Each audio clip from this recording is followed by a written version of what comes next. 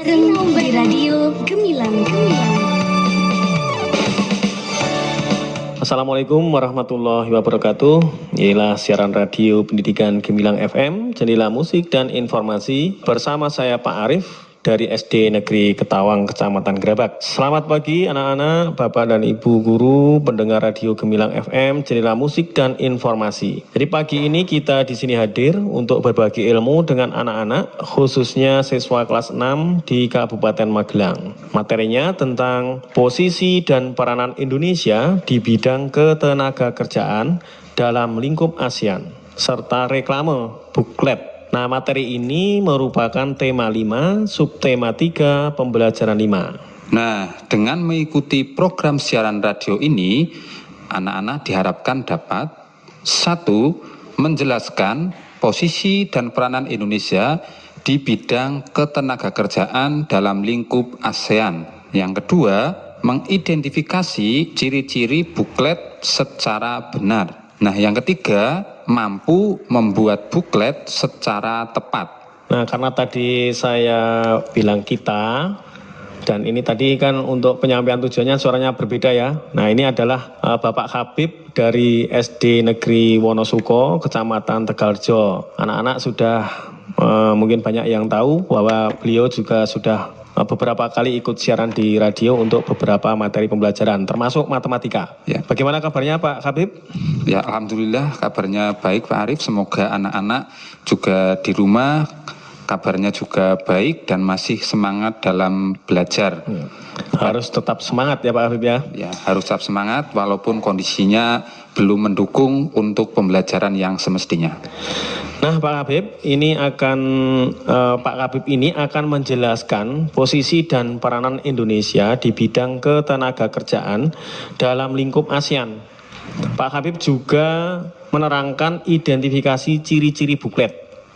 Nah, baiklah, langsung saja penjelasan oleh Pak Habib tentang hal-hal tersebut. Nah, silakan Pak Habib. Oke, anak-anak, Bapak Ibu guru, pendengar setia radio Gemilang FM, sebelum membahas tentang peranan Indonesia di bidang ketenagakerjaan dalam lingkup ASEAN, terlebih dahulu akan saya jelaskan tentang MEA, M-E-A. Nah, apa itu MEA Pak Habib ya? MEA atau MEA itu adalah kepanjangan dari Masyarakat Ekonomi ASEAN.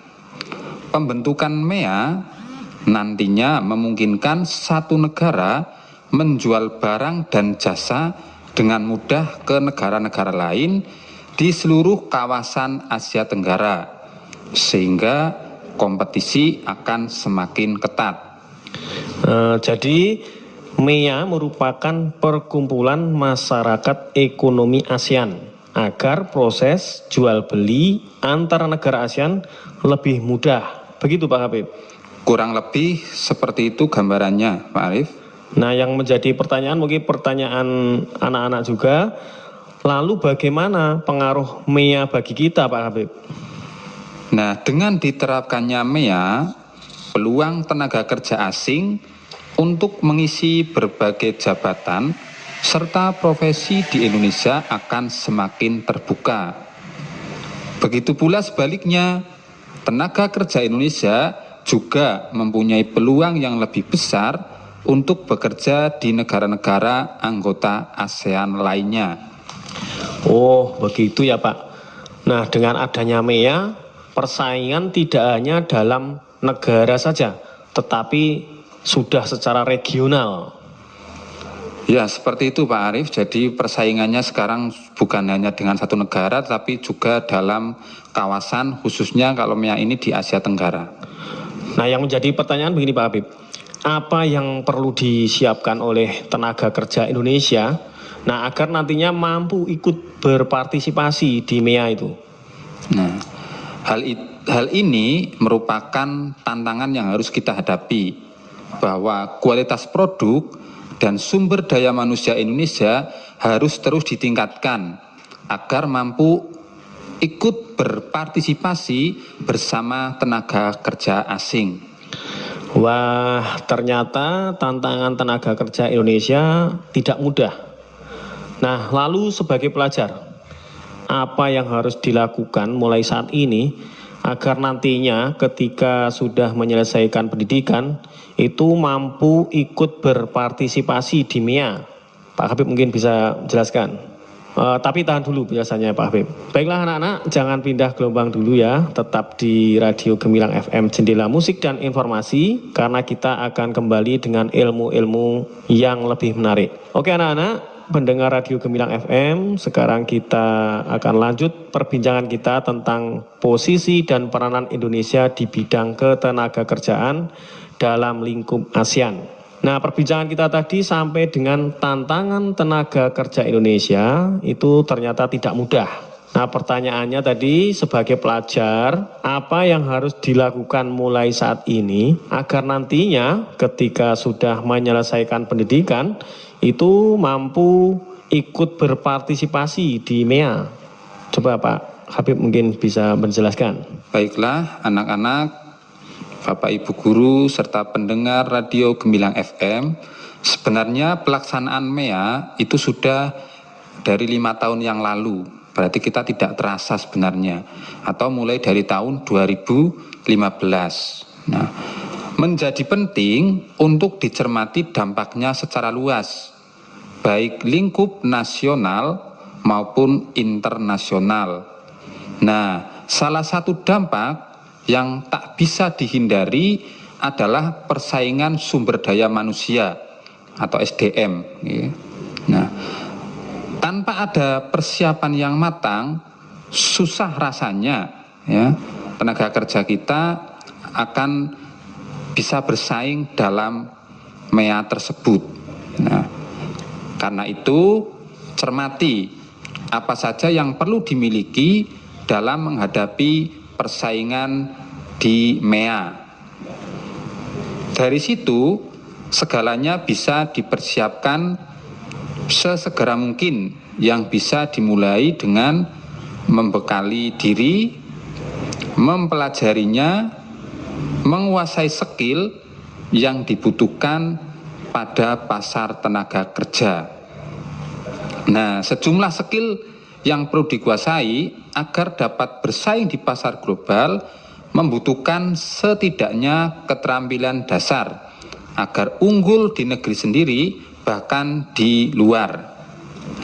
Untuk mengetahui apa saja yang dibutuhkan pelajar, ya, yang pertama adalah tugas utama seorang pelajar adalah giat belajar. Nah, yang kedua adalah banyak membaca. Mengapa? Karena negara kita itu literasinya dalam bab membaca itu masih sangat rendah. Bahkan negara kita itu sekarang sudah berada di bawah Vietnam yang merdekanya saja belum terlalu lama. Nah, kalau kita tidak melakukan itu, maka kita akan semakin tertinggal. Yang ketiga adalah mengasah skill sesuai dengan bidang yang digemarinya, atau bahasa kerennya passion. Nah, passionnya apa? Nah, untuk menghadapi pasar global tersebut, silakan anak-anak kembangkan sesuai dengan bakatnya yang dimiliki atau passion yang disenangi selama masih positif, ya, agar menguasai skill yang dibutuhkan pada era sekarang. Tapi ada yang tidak boleh dilupakan selain itu, Pak Arif. Iya, apa itu Pak Habib? Nah, semangat dan kerja keras, ya. Tanpa itu, ya, pelajar itu akan sulit bersaing dengan negara tetangga, apalagi di era pasar bebas seperti sekarang. Yang saya garis bawahi ini tadi Pak Habib, giat belajar, membaca, mengasah skill sesuai bidang yang digemari, dan tidak boleh lupa semangat dan kerja keras. Begitu ya Pak Habib? Ya. Nah, ternyata sebagai pelajar kita harus sedini mungkin menyiapkan diri agar dapat bersaing dengan negara-negara tetangga dan tidak tergerus zaman. Tepat sekali Pak Arif, ya, apalagi di dunia yang semakin global ini, kalau kita apalagi pelajar tidak melakukan itu, ya akan semakin ketinggalan Pak Arif. Yang menjadi pertanyaan berikutnya Pak Habib, apa manfaat MEA bagi Indonesia dan negara-negara ASEAN, Apa manfaat MEA bagi Indonesia dan negara-negara ASEAN lainnya? Nah, yang Pak Habib baca dari riset terbaru oleh Organisasi Perburuan Dunia atau ILO, ya, di mana organisasi ini adalah di bawah Perserikatan Bangsa-Bangsa, menyebutkan pembukaan pasar tenaga kerja mendatangkan manfaat yang sangat besar. Nah, selain dapat menciptakan jutaan lapangan kerja baru, hal ini juga dapat meningkatkan kesejahteraan 600 juta orang yang hidup di Asia Tenggara. ILO atau Organisasi Perburuan Dunia memperkirakan bahwa permintaan tenaga kerja profesional akan naik 41% atau sekitar 14 juta di tahun 2015. Sementara permintaan tenaga kerja kelas menengah akan naik dari 22% atau 38 juta. Sementara tenaga kerja level rendah meningkat 24% atau 12 juta. Wah, ternyata banyak sekali manfaat dari adanya MEA ya Pak Habib. Nah, peran Indonesia sendiri apa Pak Habib dalam bidang ketenaga kerjaan di ASEAN tersebut? Nah, ini sekarang kita masuk pada materi yang sesuai dengan tujuan pembelajaran ini, ya, yaitu beberapa peran Indonesia dalam bidang ketenaga kerjaan di lingkup ASEAN. Yang pertama, dari berbagai sumber yang Pak Habib baca, yaitu menyelenggarakan seminar kerjasama manajemen ketenaga kerjaan ASEAN. Nah, seminar ini diselenggarakan oleh Kementerian Tenaga Kerja dan Transmigrasi di Yogyakarta. Kalau sekarang sudah tidak Kementerian Tenaga Kerja dan Administrasi, tapi Kementerian Tenaga Kerja. Nah, salah satunya di situ adalah para perwakilan delegasi negara-negara tetangga sepakat untuk mendorong kerjasama antara pengusaha, serikat buruh, dan pemerintah untuk meningkatkan kesejahteraan pekerja dan keluarga melalui dialog sosial berdasarkan saling pengertian dan kepercayaan. Hal itu diungkapkan oleh Dirjen Pembinaan Hubungan Industrial dan Jaminan Sosial Tenaga Kerja Bapak Mira M. Hanartani dalam keterangan pers di kantor Kemenakertrans. Nah, mungkin kalau dikaitkan dengan sekarang ada undang-undang Omnibus Law, itu yang sedang ramai. Itu mungkin sedikit karena ya masih ada ketidakpuasan dari pekerja, ya, masih kurang komunikasi antara pengusaha, serikat buruh, dan pemerintah. Ya. Nah, tapi ada kata kunci, yaitu semua hal yang dilakukan itu adalah untuk kesejahteraan pekerja dan keluarganya. Nah, semoga undang-undang Omnibus Law ini bisa ditemukan titik tengahnya, betul, agar negara kita bisa lebih kondusif lagi. Nah, yang kedua, peran Indonesia adalah Indonesia menjadi sumber tenaga kerja dalam jumlah besar bagi negara lain. Nah, di sini Indonesia adalah menyediakan beragam kebutuhan negara lain akan tenaga kerja. Nah, tenaga kerja yang dapat dipekerjakan dari Indonesia sangatlah beragam dari sisi keterampilan yang dimiliki. Walaupun lebih banyak mengirimkan tenaga kerja non terampil, ya.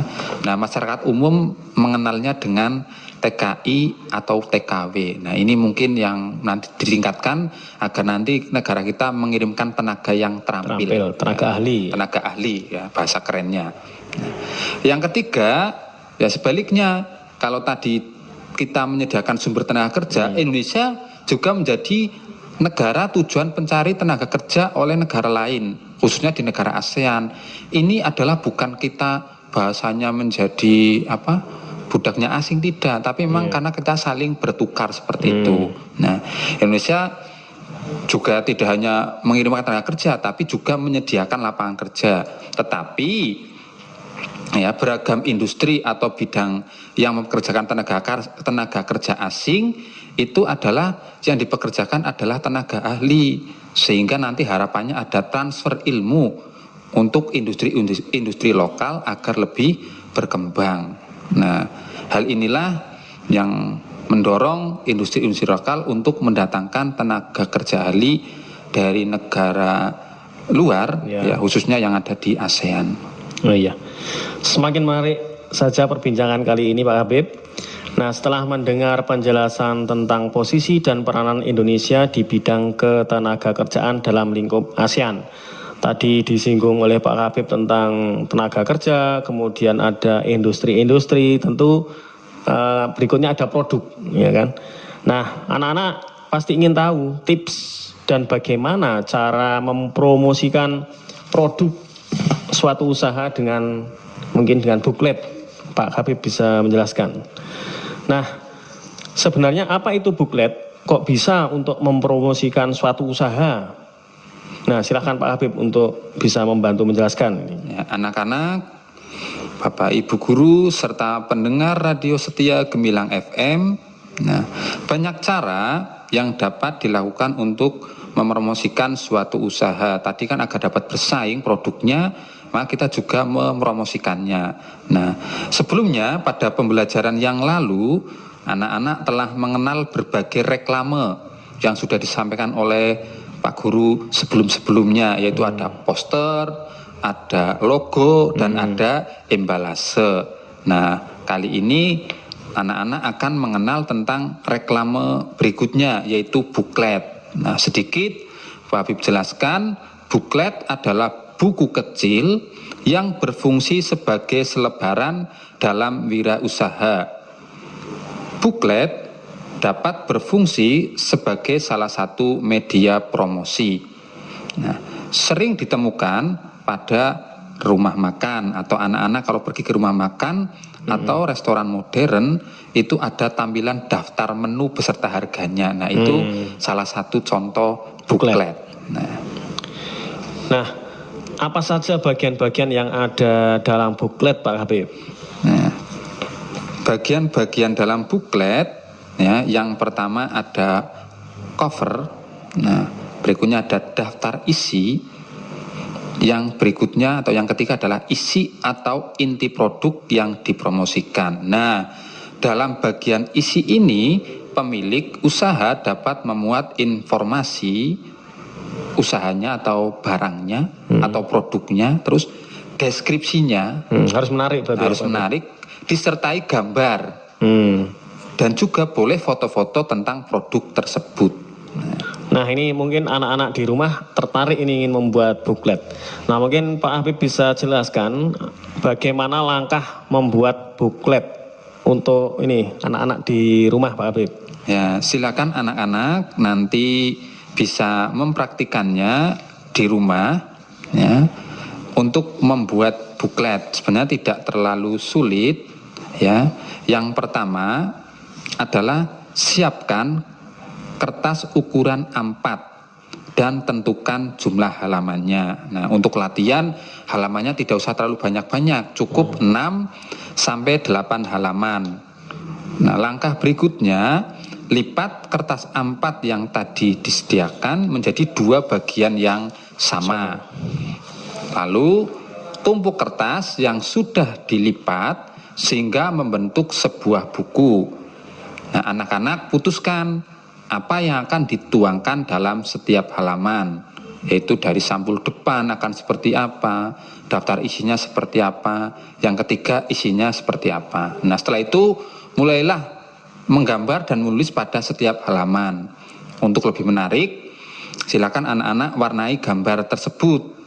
Nah, setelah selesai silakan dijilid, nah, agar utuh. Nah, itu nanti menjadi buklet. Untuk lebih jelasnya, anak-anak juga bisa melihat langkah membuat buklet pada buku siswa tema 5 halaman 175 sampai 176. Ya, itu tadi penjelasan dari Pak Habib tentang langkah-langkah membuat buklet. Jadi diharapkan ini anak-anak di rumah dicoba ini membuat buklet. Kayak sepertinya mudah ya Pak Habib ya. Nah, lengkap sudah tema yang kita bahas hari ini, mulai dari MEA, kemudian peran Indonesia di bidang ketenagakerjaan dalam lingkup ASEAN, sampai pada buklet. Nah, dengan adanya MEA harus kita sikapi dengan positif, apalagi sebagai seorang pelajar. Harus dipersiapkan dengan belajar, giat belajar, kemudian membaca, mengasah skill sesuai bidangnya, dan jangan lupa kerja keras dan semangat. Nah, kemudian peran Indonesia dalam bidang ketenagakerjaan di lingkup ASEAN diantaranya adalah menyelenggarakan seminar kerjasama manajemen ketenagakerjaan ASEAN. Kemudian yang kedua, Indonesia menjadi sumber tenaga kerja dalam jumlah besar bagi negara lain.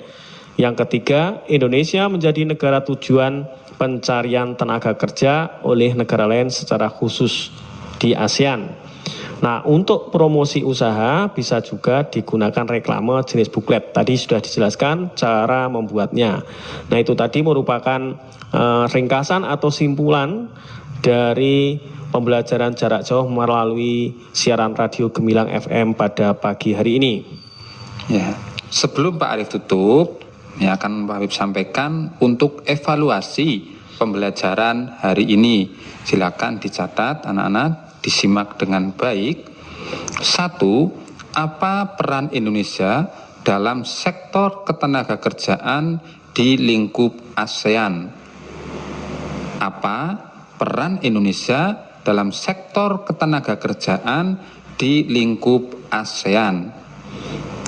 Yang kedua, apa yang dimuat pada buklet, terutama di bagian isi atau inti produk yang dipromosikan? Apa yang dimuat pada buklet dalam bagian isi atau inti dari produk yang dipromosikan?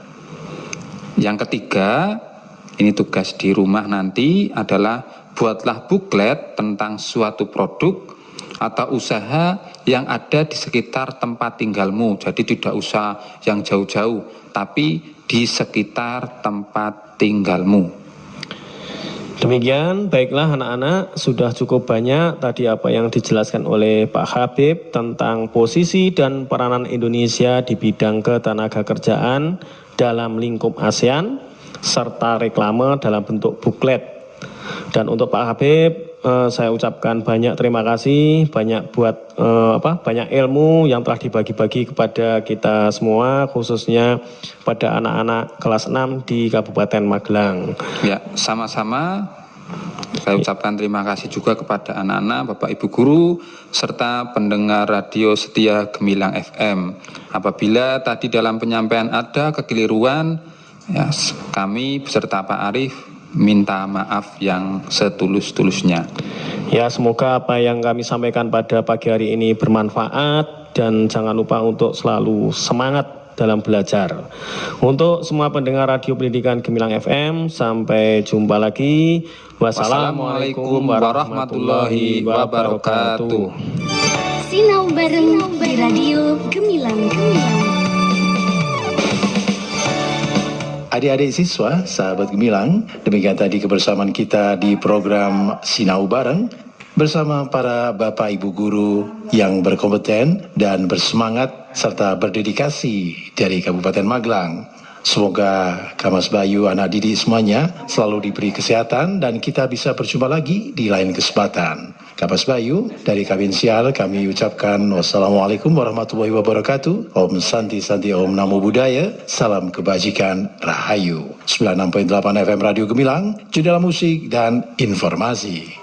Kang Mas Bayu, baru saja kita ikuti Sinau bareng di radio Gemilang.